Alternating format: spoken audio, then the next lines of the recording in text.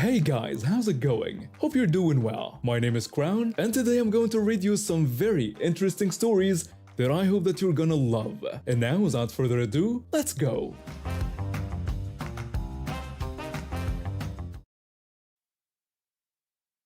I've been interested in reptiles and amphibians for as long as I can remember. As a kid, I loved bringing home lizards and frogs, though my parents thought it was just a phase. But my passion only grew. By my 20s, I had a collection of tree frogs, bearded dragons, and a few rescued geckos. I didn't just keep them. I learned about their behaviors, studied their habitats, and even started breeding them. The thing about being a reptile enthusiast is that you also become an expert in keeping insects. Most reptiles eat insects, so you need to know how to maintain healthy bug colonies to feed them. Over the years, I got pretty good at it, especially with ants. They're fascinating creatures, and their colonies make perfect food sources for certain species of frogs. Life has a way of changing your plans, though. I had to downsize when I moved to a smaller apartment in the city for work. Couldn't keep my larger terrariums anymore, which meant saying goodbye to most of my scaled and amphibian friends. But I didn't want to give up my hobby entirely, so I adapted. I started focusing on ant colonies. They're perfect for small spaces, and I could still practice my terrarium building skills on a miniature scale. I already had 3 queen ants at home. One Lasius marginatus I caught 2 years ago, and I was excited to spot 2 Camponotus queens while out shopping. That's where my trouble started. I was taking a smoke break on a bench near a park when I noticed them. 2 wingless queen ants searching for nesting sites after their mating flight. It was a rare find, and I couldn't pass up the opportunity. The only container I had on hand was a clear plastic wrapping from my cigarette packs. I carefully caught each queen and stored them separately in the plastic. I knew I needed to get them proper housing quickly. Queen ants need specific conditions to start their colonies, and those temporary plastic wrappings wouldn't cut it. The pharmacy was just around the corner, and they sold exactly what I needed: test tubes for blood samples, which make perfect starter homes for ant colonies, and some cotton for water storage and ventilation. That's when everything went sideways. As soon as I stepped out of the pharmacy, 2 police officers were waiting for me. One tall, one short, both wearing those typical "I've got you now" smirks. The tall officer started questioning me about why I'd bought cotton and needles, assuming the test tube boxes contained syringes. I tried explaining my situation, telling them about being a reptile and amphibian enthusiast and how I just caught 2 queen ants, which was perfectly legal. I even mentioned that I needed the supplies to house them properly. The short officer just laughed and told his partner it was the lamest excuse he'd ever heard from a junkie. That comment made me angry, so I sarcastically asked if he was speaking from experience with junkie excuses. The tall officer didn't appreciate my attempt at humor and asked if I was trying to be funny. I responded that with all the cop jokes out there, I'd expected them to have a sense of humor. The situation escalated when the short officer accused me of calling them idiots and threatened to add insulting officers to my drug charges. At that point, I decided to lay out everything clearly. I showed them the plastic wraps containing the queen ants, explained these weren't drugs, and demonstrated that I'd bought test tubes, not needles. I told them they could search my backpack and pockets, but I'd be calling my lawyer first, mentioning that she loves handling police harassment cases. The mention of a lawyer changed their whole demeanor. The tall officer started actually looking at the plastic wraps and finally noticed the ants. The short one tried maintaining his tough attitude, but I could tell he was getting nervous. They asked for my ID, which I provided while making it obvious I was pulling up my lawyer's contact information. They huddled together, whispering and looking at me occasionally. When they finally returned my ID, the short officer tried to save face by warning me about suspicious behavior being investigated. I couldn't resist one final jab reminding them that harassment can lead to formal complaints. I even offered to explain why these particular queen ants were so special, but the tall officer quickly declined and said they had to leave. They tried to walk away looking dignified, but I heard the short one complaining about smart A bug collectors under his breath. I waited until they were gone before setting up my new queen ants in their proper test tube homes. It wasn't the afternoon I had planned, but at least I got 2 new colonies out of it, in a story that never fails to get laughs at reptile enthusiast meetups. I work in tech, traveling across America providing specialized on-site support. The job pays well but requires extensive travel, around 100,000 miles a year by car. During summer, my family joins me, turning work trips into amazing vacations across America, Canada, and Mexico. However, winter means solo trips lasting anywhere from 2 weeks to 4 months while the kids are in school. This story takes place during one of my extended trips away, leaving my wife to handle things at home. When we first moved into our house, we had wonderful neighbors across the street, a Latino family who owned a bar. They were respectful, kept their property beautiful, and even installed an elegant wrought iron fence. Unfortunately, they faced monthly police harassment due to prejudiced assumptions about their success. Despite never finding anything illegal, the police would regularly search their house and cars. Eventually, they got fed up, sold everything, and moved to a more welcoming community. After they left, the house saw a revolving door of tenants until this one guy moved in. Let's call him Mr. Entitled. From day one, he acted like he owned not just the house, but the entire street. He'd strut around in flashy clothes and jewelry, treating everyone like his subjects. The problem started immediately. His family would constantly park in our driveway or block our mailbox, preventing mail delivery. My wife would return from school runs to find she couldn't park in our own driveway. Leaving notes on windshields did nothing. They'd take our spot whenever they could. Weekends were worse. The street would be packed with their visitors' cars, and they'd blast music so loud our windows shook until 4 or 5 a.m. Mr. Entitled had intimidated the neighbors into not complaining, and when we called the police about the noise, they'd turn it up even louder after the officers left. One day, my wife came home from picking up our kids to find Mr. Entitled's niece parked in our driveway. My wife politely asked the niece to move her car, explaining that she had no permission to park on our property. The niece responded rudely, claiming her uncle had given her permission to park there and told my wife to get lost. My wife tried to explain that her uncle couldn't give permission to use someone else's property, but the niece just repeated that her uncle said she could park there, so she would. She then got out, locked her car, and started walking away. When my wife warned about having the car towed, the niece just smugly replied that my wife wouldn't dare. Knowing this might escalate, my wife called the non-emergency police line. The dispatcher's reaction was telling. The moment my wife gave our address, they simply said, "Oh, them." While my wife was looking for a towing company, Mr. Entitled showed up at our door, fuming. He started yelling about how dare my wife tell his niece she couldn't park there when he had given permission. My wife explained that he had no authority to give anyone permission to use our property. This made him even angrier, and he tried to intimidate her by puffing up his chest and telling her she didn't know who she was dealing with, insisting that his word was law. My wife, unimpressed, mocked his macho attitude. She told him that where she came from, men were afraid of women, not the other way around, and even joked about having a marble rolling pin ready. This really set him off. He started sputtering incoherently about how nobody talks to him that way. When he raised his fist to strike my wife, she noticed a police car pulling up behind his niece's car. Instead of defending herself, which she was ready to do, she decided to play the victim and cowered slightly. Before his fist could come down, the officer had already vaulted over his car and our fence, grabbing Mr. Entitled's arm. Within moments, he was in handcuffs in the back of a police car. My wife played up being a scared woman, alone with her kids while her husband was away for work. The niece was forced to move her car and Mr. Entitled disappeared for about a week. Apparently, there were some additional legal complications the police couldn't discuss. After that incident, Mr. Entitled never acknowledged our existence again. More importantly, none of his people ever parked in our driveway or blocked our mailbox. We had just one more late-night music party, but a single police complaint shut that down permanently.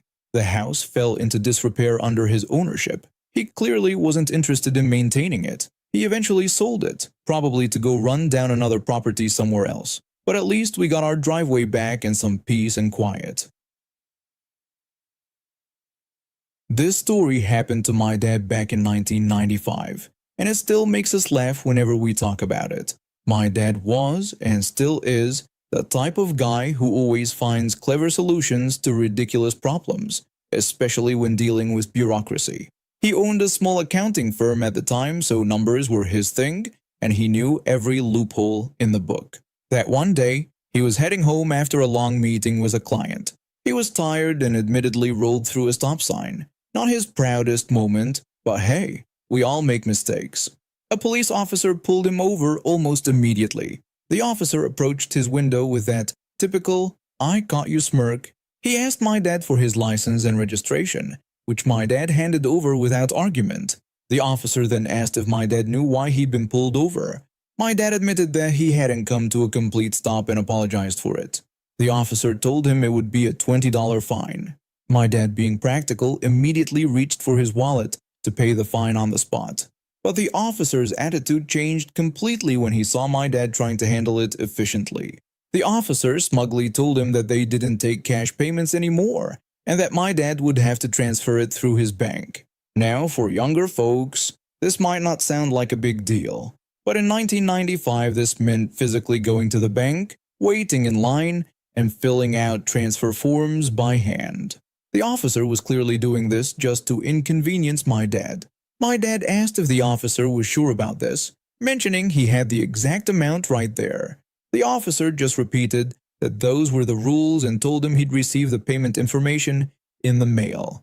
My dad, being an accountant, knew exactly how the banking system worked. When he received the payment slip a few days later, he did some quick math. The bank transfer fee was 19 cents, so he transferred exactly $19.81. You see, he figured if they wouldn't take his cash payment, he shouldn't have to pay the transfer fee. The money came back automatically because their system could only process the exact amount of $20. A week later, he received a payment reminder. He wrote back explaining that he had already attempted payment, minus the transfer fee since they refused his cash. This time he sent $19.14, subtracting 2 transfer fees since the first payment was returned, and the cost of the stamp for his reply letter. Once again, the system rejected it. When the next reminder came, it was getting a bit ridiculous. Luckily, my dad's best friend from college was a lawyer who found this whole situation hilarious. He wrote an official letter explaining why my dad was legally justified in deducting these fees, citing specific regulations about reasonable payment methods and additional costs incurred due to bureaucratic requirements. My dad's final transfer was for just under $18, accounting for all the accumulated fees and postage. The system rejected it again, but something interesting happened. A junior officer from the department called my dad's lawyer. The junior officer explained that this had become a huge headache for them. He mentioned that their software couldn't handle custom amounts, and updating it would cost thousands. He also admitted that my dad's legal argument actually made sense. When the lawyer asked what they were suggesting, the junior officer said they were dropping it but pleaded with them not to tell anyone about this loophole. They never pursued the fine again. The officer who started all this got a reputation at the department for creating unnecessary paperwork. Apparently, his supervisor made him handle all the back and forth manually, which meant hours of extra work for him. The department actually issued an internal memo requiring officers to accept cash payments for minor traffic violations when offered. The petty officer's attempt to create extra work for my dad ended up creating a mountain of paperwork for himself and changing department policy.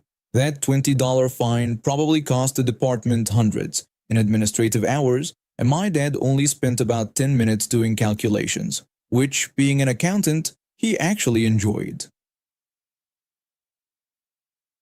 Back in 1995, I was working at a promising tech startup, and with 2 young daughters, aged 3 and 5, plus my wife, who'd chosen to be a full-time mom. I felt it was time to get serious about life insurance. You know, just in case something happened to any of us.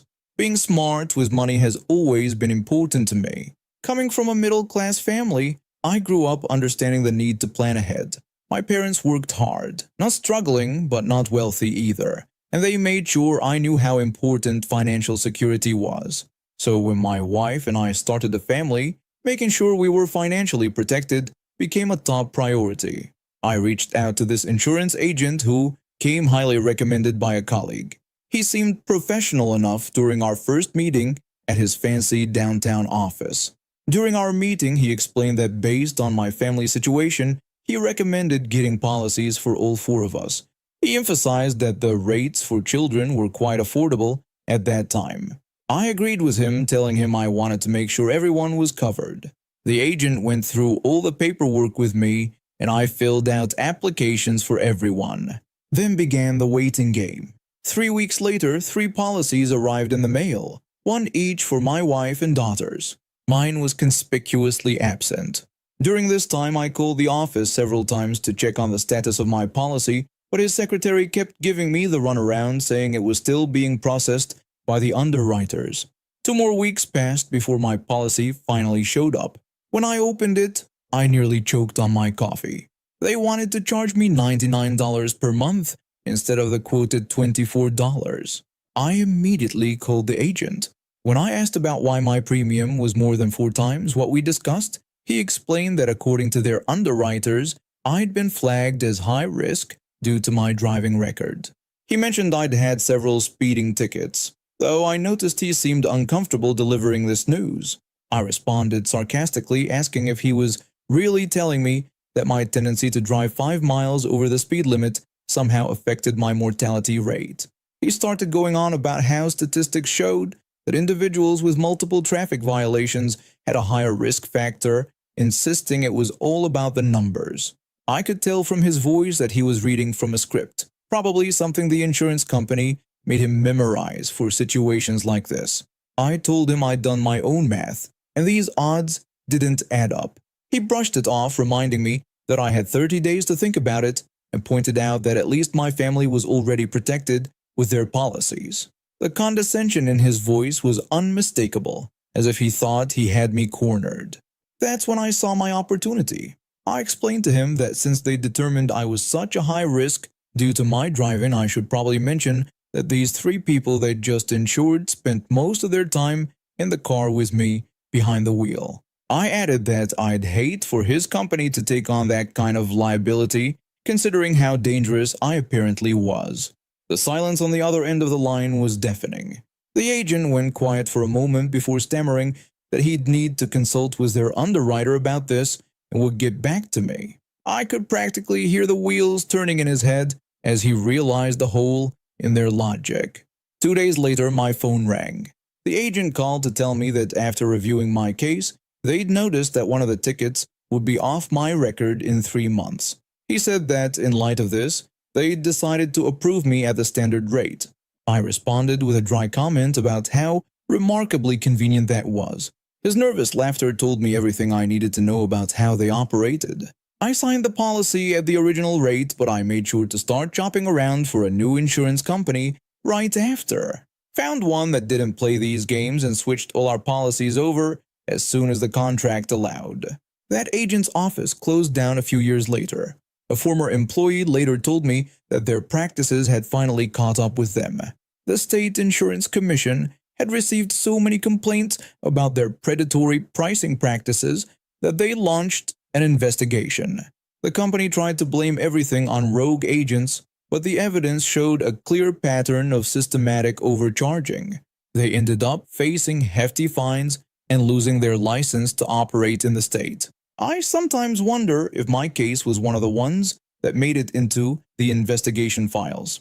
Either way, it was satisfying to know that their attempts to exploit people's fears for profit finally caught up with them. And now we have reached the end of today's stories. Thank you for watching, and see you next time.